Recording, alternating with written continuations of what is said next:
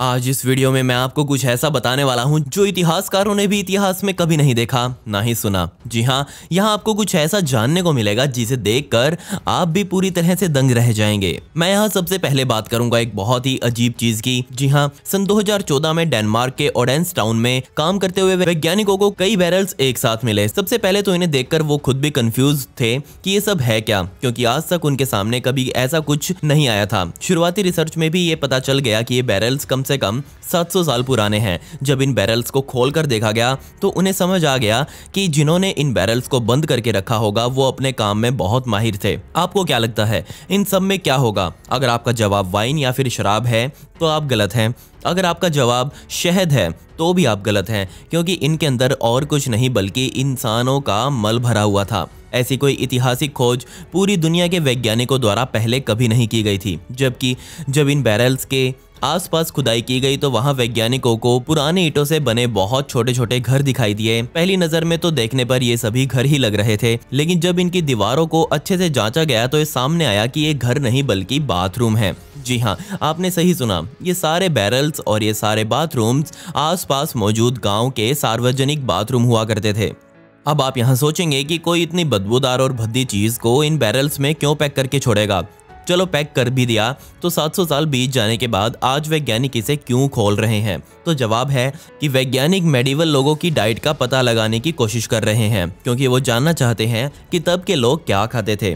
तो इन टेस्ट में सामने आया कि तब के लोग बहुत सारी रास्पबेरीज खाया करते थे। इसके अलावा वैज्ञानिकों को टॉयलेट से कई चमड़े के टुकड़े भी मिले, जिससे पता चला कि जो काम आज टॉयलेट टिश्यू रोल करता है वो काम तब के टाइम में चमड़े के टुकड़े किया करते थे। इनकी खोज करने वाले वैज्ञानिक अपनी इस खोज से बहुत खुश हैं और उनको काफी कुछ नया इतिहास के बारे में जानने को मिला। उम्मीद है कि आपको भी अब पता चल गया होगा। अब मैं एक और 700 साल पुरानी ही डिस्कवरी के बारे में बात करने वाला हूं। जी हां, मार्च 2011 में चाइना के अंदर काम करने वाले रोड वर्कर्स को एक रोड की खुदाई के दौरान मिंग डायनेस्टी के जमाने की बहुत अच्छी हालत में संभाल कर रखी हुई एक मम्मी मिली। जब कारीगरों ने वैज्ञानिकों के साथ मिलकर इस ताबूत को खोला तो वहां खड़े सभी लोग हैरान रह गए, क्योंकि सबसे पहली बात तो इस मम्मी को इतना संजो कर रखा गया था कि ऐसा लग रहा है जैसे ये इंसान अभी मरा हो। वैसे मम्मी एक महिला की थी और उस महिला को बहुत सारे सिल्क और कॉटन में लपेटकर इसमें दफनाया गया था। इस मम्मी को देखने से ही ये पता चल रहा है कि ये औरत जरूर मिंग डायनेस्टी में अपना बहुत ऊंचा पद रखती होगी। मैं आपको बता दूं कि मिंग डायनेस्टी ने चाइना में सन 1368 से लेकर सन 1644 तक राज किया। जब वैज्ञानिकों ने इस महिला का चेहरा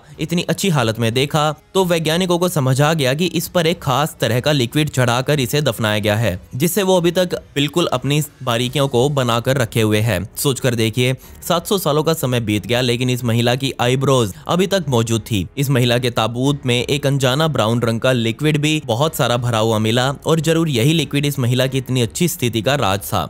इस महिला के पैरों में जूते अभी तक मौजूद थे और उन जूतों की हालत भी इतनी अच्छी थी जैसे आप उन्हें अभी उतार कर खुद पहन सकते हैं। इस मम्मी पर पूरी रिसर्च करने के बाद वैज्ञानिक इस नतीजे पर पहुंचे कि इस तरह की मम्मी को इतना संजोकर बनाना जरूर मरने वाले के बहुत ऊंचे पद को दर्शाता है। लेकिन मुझे तो गुस्सा इस बात का आ रहा है कि हम अभी तक इस महिला की पहचान का पता नहीं कर पाए। 700 नंबर आज के दिन मेरे लिए लकी है, क्योंकि मुझे एक और 700 साल पुरानी आर्कियोलॉजिकल डिस्कवरी मिल गई। और यकीन मानिए, इस बात को मानना बहुत ही मुश्किल है कि तकरीबन 700 सालों पहले भी लोग बैंक नोट्स का इस्तेमाल किया करते थे, क्योंकि आज तक हम यही सुनते आए हैं कि हमारे पूर्वज पैसों के तौर पर सिर्फ सिक्कों का ही इस्तेमाल करते थे। लेकिन अब आप अपनी ऐतिहासिक जानकारी को अपडेट कर लीजिए, क्योंकि चाइना में हमें एक 700 साल पुराना बैंक नोट मिला। जी हाँ, फिर से एक और खोज मुझे मिंग डायनेस्टी से मिली और अब की बार था बैंक का ये नोट। और ये नोट मुझे कहीं और नहीं बल्कि एक 14वीं शताब्दी में बनाया गया लकड़ी का ये बुद्ध का स्टैचू के अंदर मिला, जो कि ऑस्ट्रेलिया में मौजूद है। उसी स्टैचू के अंदर ये बैंक का नोट छुपा कर रखा गया था। वैज्ञानिकों ने इस नोट का नाम पार्चमेंट बैंक नोट रखा और इसे ही आज पूरी दुनिया की सबसे पहली या फिर सबसे पुरानी प्रिंटेड करेंसी माना जाता है। हो सकता है किसी ने जान करके इस स्टैचू में बैंक नोट छुपाया हो ताकि आने वाली पीढ़ियां भी इसके बारे में और अच्छे से जान सकें। इस नोट पर हैंग वू एम्परर की 3 असली सील लगी हुई थी। इसके अलावा इसके ऊपर एक संदेश भी प्रिंट किया गया था, जिसमें ये लिखा हुआ था कि इस नोट को तब के डिपार्टमेंट ऑफ फाइनेंस द्वारा ऑथोराइज किया गया है और ये नोट भी किसी अन्य कॉइन की तरह ही वैलिड माना जाएगा। इसके अलावा इस नोट पर एक चेतावनी भी लिखी गई थी, जिसमें लिखा गया था कि अगर कोई व्यक्ति इस देश में इस नोट का डुप्लीकेट या फिर जाली नोट बनाता हुआ पाया गया तो उसे कड़ी से कड़ी सजा दी जाएगी। और इस संदेश से हम ये समझ सकते हैं कि आज ही नहीं बल्कि तब के ज़माने में भी नकली नोट बनाना पूरी दुनिया के लिए बड़ी समस्या थी।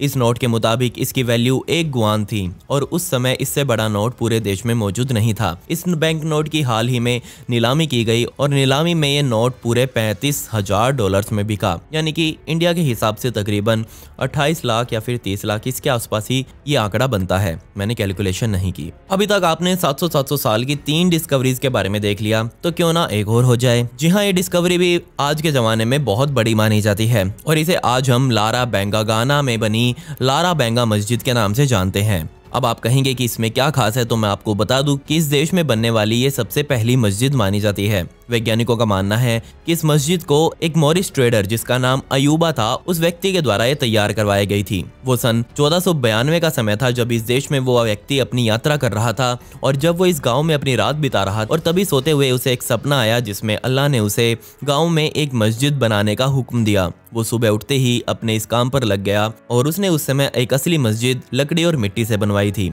उस मस्जिद में महिलाओं और पुरुषों के लिए अलग अलग प्रवेश द्वार मौजूद थे, जबकि एक तीसरा प्रवेश द्वार भी उसमें मौजूद था जिसमें से सिर्फ उस मस्जिद में म्यूजिक बजाने वाले लोग ही आते जाते थे। लेकिन सन 1970 के दशक आते आते वो पुरानी मस्जिद पूरी तरह से तहस नहस हो चुकी थी। उसे रिपेयरिंग की सख्त जरूरत थी, जिसके बाद देश के कई लोगों ने उसे फिर से बनवाने की कोशिश की और पहले तो उस मस्जिद को अंदर से रिपेयर किया गया, जिसके बाद उसे पूरी तरह से बाहर से सीमेंट की दीवारों से कवर कर दिया गया। लेकिन बदकिस्मती से वो पुरानी मिट्टी जो इसमें लगी हुई थी वो इस सीमेंट पर अपनी पकड़ नहीं बना पाई, जिसकी वजह से वो अंदर ही ढह गई। जिसके बाद घाना म्यूजियम कमेटी ने इसे फिर से रिपेयर करवाने की सोची और उन सब ने मिलकर इसे फिर कुछ इस हालत में आज तैयार करवाया।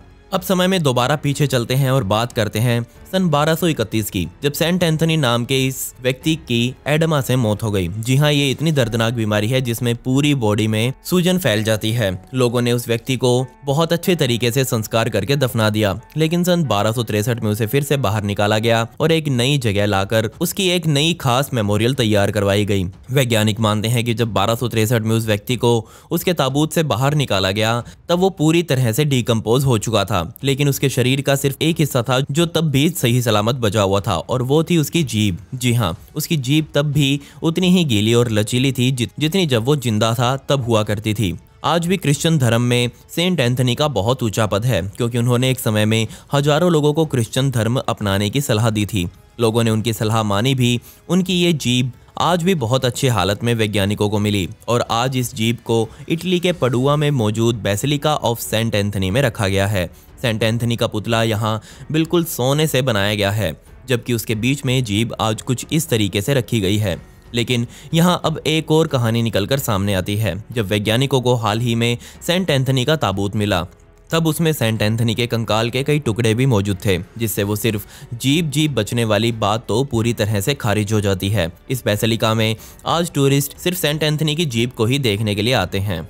दोस्तों, हमारे भारत में कहा जाता है कि कोस कोस पर पानी बदले 4 कोस पर वाणी, मतलब इतनी भाषाएं आज हम जानते हैं कि जिसका कोई हिसाब नहीं है। लेकिन एक सच ये भी है कि इस दुनिया में इतनी भाषाएं हम बोलते नहीं जितनी हम इतिहास में खो चुके हैं। लेकिन एक ऐसी ही गुम हुई भाषा हमें फिर से देखने को मिली। जरा आप भी देख लीजिए वो क्या थी। जी हाँ, सन 2010 में एक 400 साल पुराना लेटर वैज्ञानिकों को मिला। इस लेटर को किसी स्पेनिश ऑथर द्वारा लिखा गया था और आज वैज्ञानिकों के मुताबिक इस लेटर पर जो लैंग्वेज लिखी हुई है वो शायद तब के नॉर्दर्न पेरू में रहने वाले लोगों द्वारा बोली जाती थी। जी हाँ, आप खुद देख लीजिए, इसके आगे कुछ ऐसे सिंबल्स बनाए गए हैं जो आज से पहले कभी हमने नहीं देखे थे, जिसका मतलब ये था कि ये कोई भाषा थी जो तब के लोग बोलते थे, लेकिन आज हम इसका मतलब नहीं पता लगा पाए। कुछ साउथ अमेरिका के एक्सपर्ट भी इसे समझाने के लिए सामने आए और कहा कि ये शायद केचुआ नाम के कबीले वाले लोगों की भाषा हो सकती है और जो आज भी पेरू में रहने वाले कुछ लोगों द्वारा समझी जा सकती है। अगर ये बात सही है तो जरूर इस भाषा का नाम पेस्काडोरा होना चाहिए। कुछ वैज्ञानिक ये भी मानते हैं कि इस भाषा को 2 अलग अलग भाषाओं को मिलाकर बनाया गया था। अब वो दोनों भाषा कौन सी थी ये मुझे नहीं पता चला और उन्हें कैसे मिलाया गया ये भी मुझे नहीं पता चल पाया। अगर पता चला तो मैं आपको मेरे इंस्टाग्राम पर जरूर बता दूंगा, तो आप मुझे वहां फॉलो जरूर कर ले। मेरी इंस्टाग्राम आईडी ये है और इसका लिंक आपको नीचे डिस्क्रिप्शन में भी मिल जाएगा। खैर, पिछली वीडियो का शाउट आउट शशांक सिंह को and comment pick me to get a shout out in next video. आपको वीडियो कैसी लगी कमेंट्स में वो भी बता दें। मिलते हैं अगली वीडियो में। ये वीडियो देखने के लिए धन्यवाद।